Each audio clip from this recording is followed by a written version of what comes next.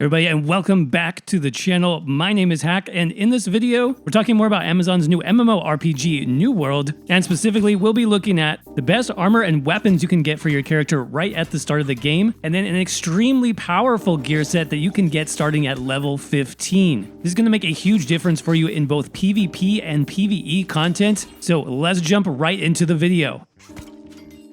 All right, so the first thing you will want to do is when you get started, you want to head over to your main town, your main settlement in the territory. For me, I'm in Windsward, so I'm going to head into the Windsward Hamlet.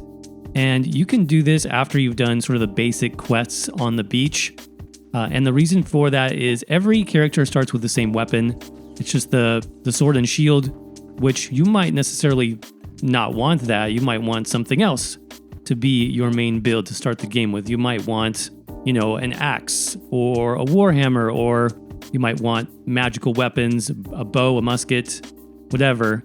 You don't have to wait to get those as a drop necessarily. They're actually very easy to craft in your main town by going to a crafting station. So for most basic melee weapons, you'll just head over to the forge.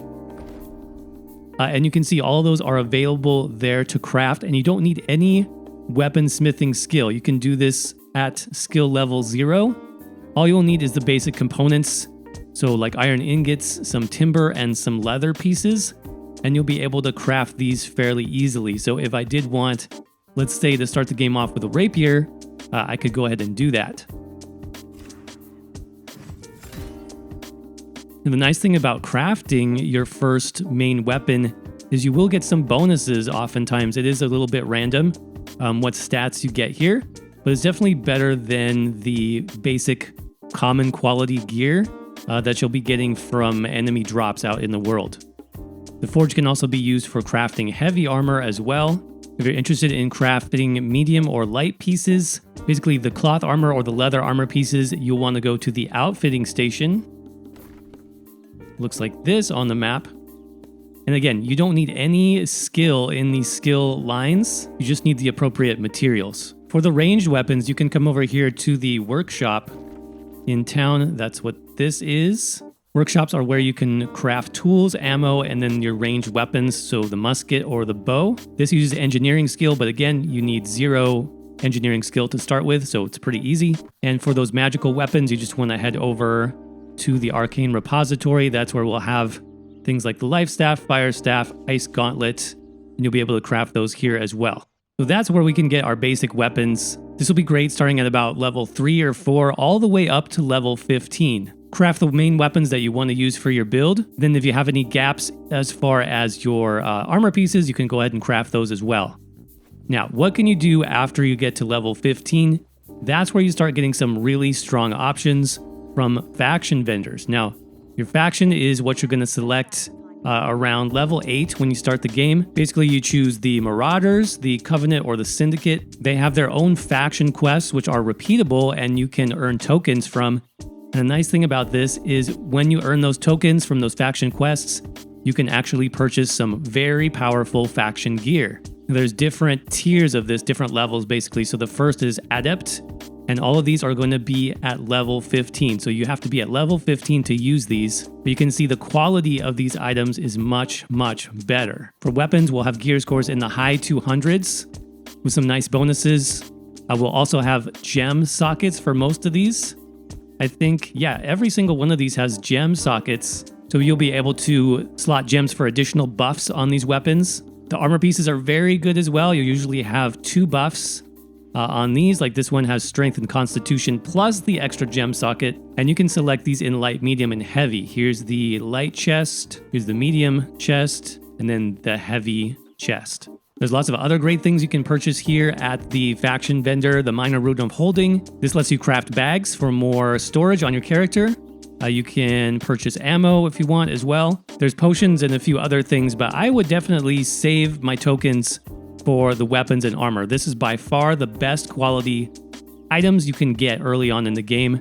And you can continue coming here. I mean, all of these actually are very strong.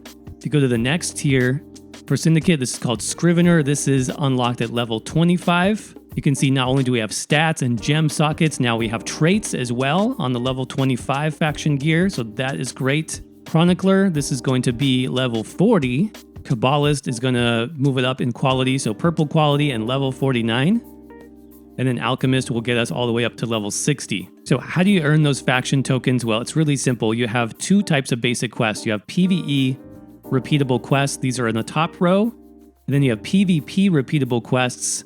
These are in the bottom row. Now, in terms of rewards, the PvP quests tend to earn you a little bit more faction tokens. You can see here, this PvE quest is giving me 240. This quest is giving me 440. I would actually recommend you try both. The PvE quests are obviously a little bit safer. The main difference here with PvP is you actually need to flag up for PvP. The way that you do that is you hit U on the keyboard. This enables PvP flagging for you. And then once you actually leave town, you'll have a short period where you can't be attacked. But then after that few seconds, I think it's like 30 seconds, then you're open to basically the open world of PvP, where you can be engaged in combat with other players. So there's definitely a risk-reward situation here. But definitely try out both types, see what you like better. The other thing about this too is if you happen to die while you're PvP flagged, you will lose your progress on these quests. You'll have to start over on those. It's not true for the PvE quest though. And again, these are repeatable. There's also a daily bonus, so you should definitely be doing at least 3 of these a day because your rewards will be increased for those first 3 repeatable quests that you do daily. So I am level 15, just hit level 15 actually, and so you can see my gear is quite bad. I haven't really spent a lot of time upgrading this, so actually any of these upgrades from the faction vendor are going to be huge for me. I am going to be a tank on this build. I think that's what I want to focus on. So the chest plate is going to be really good to start with. Also the sword and shield. I like this actually because of the trait here. Light and heavy attacks deals 6.6% more damage. So I'm going to get this first just because I'm solo right now. It's going to help me level up faster. And then I'll definitely be coming back and getting a few more of these, like the chest plate, more of the body pieces, and the weapons. So there you go. Basically, when you're first starting off, crafted gear is going to be the way to go. Get the weapons that you want to level up first. Then once you get to level 15, check out your faction vendors. Hopefully you guys found this video helpful. If you did, of course, do us a favor, crush that like button. Let me know what you think down in the comments section below. And we do have a website, rpgdojo.com, where we're covering New World. We actually already have a very extensive beginner guide created for you. I definitely recommend you check that out because it's going to save you tons of time as you're getting started in New World.